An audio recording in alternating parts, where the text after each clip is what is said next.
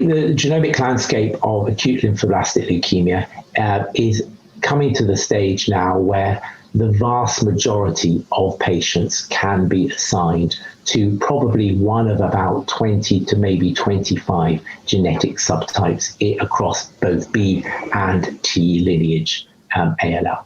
So in terms of its impact on patient management, this is a very exciting time. So it's already known that many of these genetic subtypes are associated with either a good response or a poor response to standard chemotherapy. And the vast majority of clinical trials across the world, particularly in developed nations, will be using genetics in order to determine what therapy each patient receives. There is a relatively small number of patients, such as those with BCR-ABL fusion or ABL class fusions, that will get targeted therapy. But as we learn more about the functional consequence of these genomic alterations in acute lymphoblastic leukemia, the potential for the number of targeted therapies to come to the fore and get into frontline therapy will increase massively.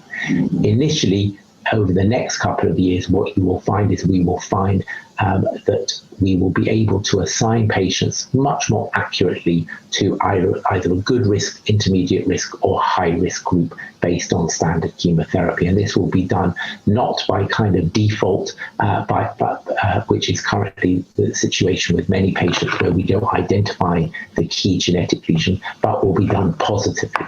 And this, I think, will improve risk prediction for all patients with pediatric ALL and indeed adult ALL, where the outcome is much lower and where we need kind of robust risk stratification markers